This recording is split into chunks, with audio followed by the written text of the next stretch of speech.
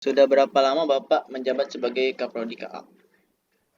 Oke, kalau untuk di masa kepemimpinan Bu Lila, ya ketuanya Bu Lila ini mungkin ya bisa terhitung baru 6 bulan ya untuk di kepemimpinan Bu Lila. Jadi jabatan sebagai Kaprodi ini fokusnya kemana Pak? Terus fungsinya apa aja? Oke, kalau untuk Kapolri kan ya lebih ke program studinya masing-masing ya. Ya. Kebetulan saya di program studi komputerisasi akuntansi, ya berarti fokus ke anak-anak KA, ke mahasiswa KA untuk pengembangan mulai dari proses akademik dan kegiatan-kegiatan yang lain. Ya mungkin ya kami sebagai prodi mengawasi tiap proses kegiatan mulai dari akademik, dari kemahasiswaan gitu ya, untuk bisa lebih berkembang ke depannya. Mungkin Baik. itu gitu ya. Terus bagaimana ceritanya singkat aja Pak hingga Hmm, Bapak bisa berkarir di STEM Mikrosma Pak? oke. Saya sih kalau cerita singkatnya ya sebenarnya saya alumni STEMI Krosma juga ya. Saya 2010 masuk Krosma, terus ditawari untuk menjadi staf awalnya, staf laboratorium gitu ya, pada tahun 2013 dan 16 saya mulai ditawari atau diangkat sebagai kepala program studi gitu ya. Dan sampai sekarang alhamdulillah saya masih menjadi kepala program studi komputerisasi akuntansi. Itu sih singkatnya seperti itu. Terus bagaimana perasaan Bapak selama menjabat sebagai Kaprodi? Ya kalau dari pasangannya mungkin eh, apa namanya cukup bangga gitu ya bisa diangkat sebagai kepala program studi gitu ya. Nah mungkin ini bagi amanah buat saya gitu kan untuk mengembangkan prodi KA khususnya gitu ya, yang diberikan oleh pimpinan. Intinya sih itu. Apa apa inovasi-inovasi tertentu yang Bapak akan lakukan selama menjabat sebagai Kaprodi? Ya mungkin kalau untuk khusus KA sih kita sedang coba mempersiapkan kegiatan-kegiatan misalkan pelatihan-pelatihan yang memang mengarah ke komputer akuntansi khususnya gitu ya. Seperti kita sedang coba siapkan sertifikasi untuk anak KA misalkan seperti software Jahir gitu ya. Kita sedang coba penjajakan dengan Jahir Indonesia agar mahasiswa KA bisa tersertifikasi gitu ya sesuai dengan bidang keahliannya, dan kita pun sudah bekerja sama dengan fokus untuk ya berepat pajak ya, berepat A dan B gitu. Mungkin itu yang sudah dilakukan ya, kebetulan mungkin banyak kegiatan yang sedang coba dipersiapkan seperti itu. Terus kan sekarang kan lagi situasi pandemi ya Pak. Gimana tips Bapak Hmm, supaya bisa memaksimalkan tugas Bapak? Tasi ya intinya sih ya kita jaga diri gitu ya, cukup istirahat gitu ya kan, minum vitamin gitu ya agar apa yang akan kita lakukan gitu kan, kalau kondisi kita cukup fit kan bisa lakukan dengan sebaik mungkin. Intinya sih ketika kita mengerjakan sesuatu ya kita kerjakan semaksimal mungkin gitu ya. Nah dengan kondisi badan yang sehat, dengan cukup istirahat dan dengan vitamin yang cukup, insya Allah kan kita bisa mengerjakan sesuatu dengan maksimal. Mungkin itu sih. Insya Allah. Terus apa perbedaan kurikulum dari angkatan-angkatan baru ini Pak, khususnya buat angkatan 2020? Oke, perbedaan kurikulum yang angkatan sebelumnya dengan angkatan 2020 gitu ya, memang untuk saat ini ada perbedaan gitu ya. Karena kurikulum 2020 memang kurikulum baru yang baru saja diselesaikan. Perbedaannya mungkin di kurikulum 2020 ini eh, kita lebih banyak ke praktiknya, karena kan D3 itu vokasi yang memang diharapkan ketika lulus nanti bisa membuat sesuatu gitu ya, atau menggunakan sesuatu. Nah, makanya kita coba lebih banyak praktik dan kita juga coba arahkan ke sisi entrepreneur. Jadi harapannya ketika lulus ya tidak terlalu berharap bekerja di perusahaan gitu kan, tapi sebisa mungkin bisa membuka lapangan usaha, harapannya seperti itu. Nah, makanya kita di kurikulum baru ini kita coba agar lebih banyak mata kuliah praktik gitu ya, untuk memberikan kemampuan kepada lulusan nantinya. Mungkin itu. Terus apa aja yang dipelajari di prodi KA tersebut, Pak? Oke, kalau untuk dipelajari sih ya mungkin pada umumnya ya seperti yang sudah ada di kurikulum ya, bidang akuntansi. Khususnya untuk KA ini mungkin ada ilmu akuntansi dan ilmu komputer gitu ya, khususnya gitu aja. Jadi bisa dibilang ada dua ilmu yang mereka pelajari gitu ya. Ya mungkin ilmu akuntansi mulai dari dasar sampai lanjut gitu ya, sampai audit kita siapkan di kurikulum yang baru. Dan untuk ilmu komputer ya sama, kita arahkan untuk praktik-praktiknya, dan bahkan pemrograman kita coba ajarkan juga agar ketika lulus nanti ya itu tadi, lulusan kita sudah minimal menguasai beberapa bidang. Harapannya sih seperti itu. Kalau prospek kerja ke depannya untuk lulusan prodi KA ini gimana, Pak? Kalau melihat yang sudah atau permintaan dari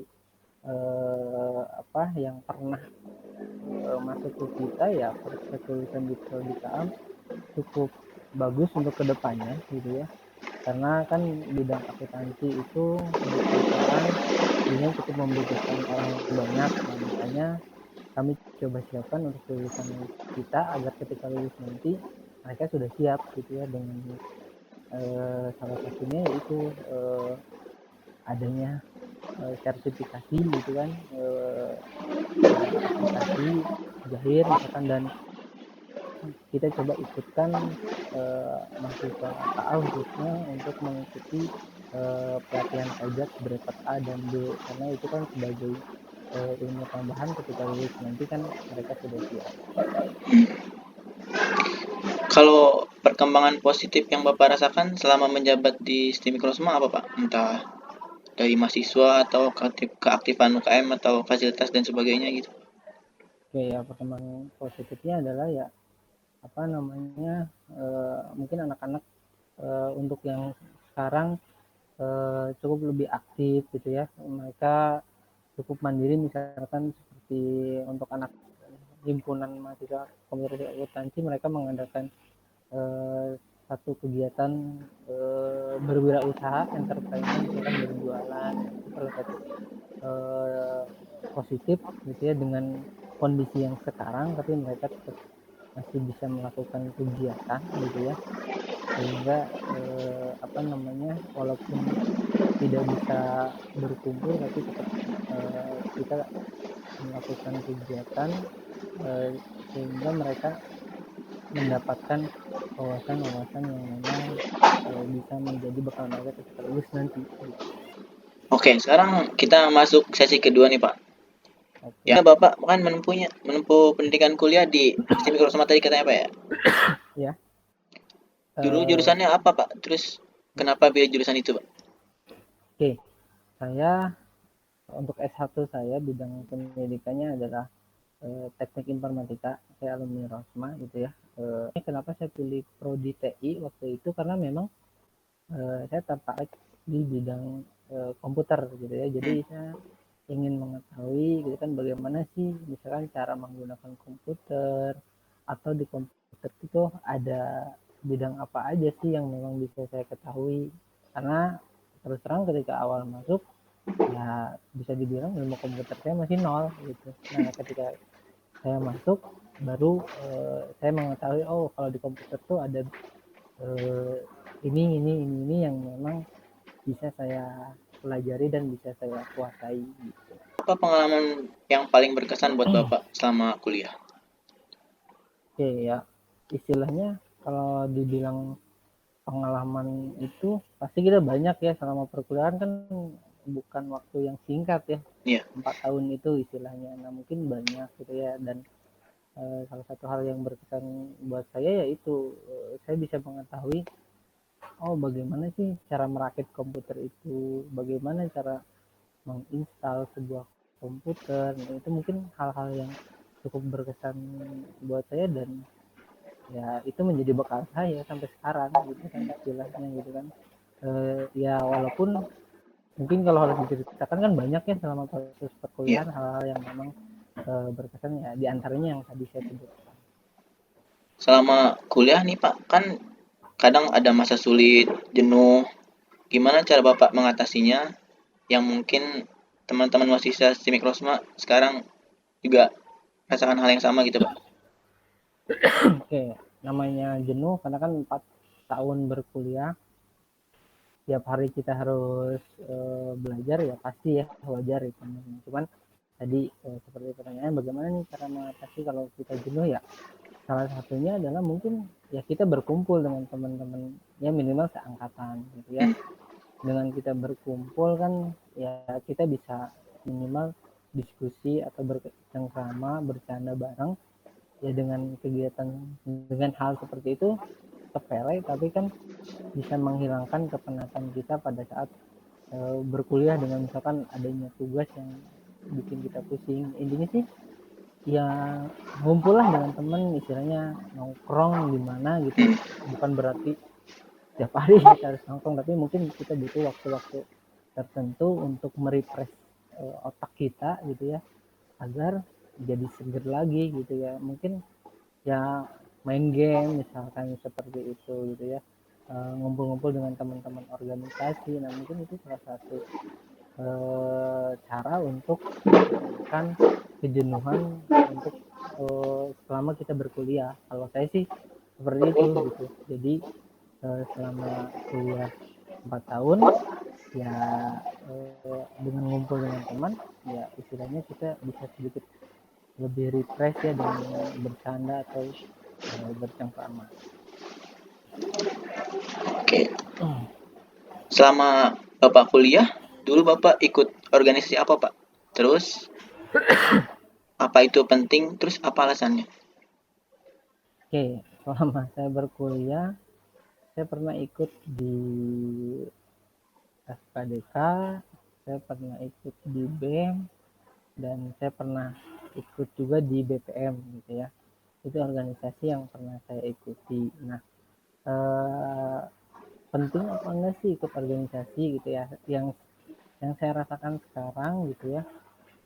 Kalau menurut saya sih cukup penting gitu ya. Kenapa dibilang cukup penting? Karena dengan kita mengikuti organisasi kita bisa mengetahui bagaimana sih cara berinteraksi dengan lingkungan suatu tempat itu seperti apa, dan banyak ilmu-ilmu yang bisa kita dapat dengan ikut organisasi itu gitu ya. Ya terkait dengan proses perkuliahannya ya kita tinggal membagi waktu saja mana yang dijadikan prioritas gitu ya untuk kedepannya. Tapi dengan ikut organisasi cukup bermanfaat kalau menurut saya. Kalau menurut Bapak, kenapa pendidikan tinggi itu penting untuk laki-laki? Oke, pendidikan tinggi itu penting kalau menurut saya karena gini, laki-laki itu kan menjadi bisa dibilang menjadi tulang punggung keluarga ke depannya. Dan tidak memungkiri di perusahaan-perusahaan sekarang memang yang dibutuhkan itu adalah kemampuan atau keahlian. Tapi di luar dari kemampuan itu ada prasyarat yang mengharuskan kita mempunyai ijazah misalkan D3 atau S1 minimal. Makanya itu cukup penting gitu ya istilahnya pendidikan itu dan dengan kita bersekolah di pendidikan tinggi itu akan menambah wawasan kita dan pola pikir kita menjadi lebih dewasa kalau menurut saya gitu ya ke depannya gitu ya. Jadi kita bisa menentukan atau memutuskan sesuatu itu tidak dengan sesaat tapi dengan pemikiran yang cukup matang, dengan kita bisa bersekolah di pendidikan tinggi kalau menurut saya seperti itu. Oke. Terakhir nih Pak, apa Oke, pesan Bapak untuk mahasiswa STM Mikrosma? oke.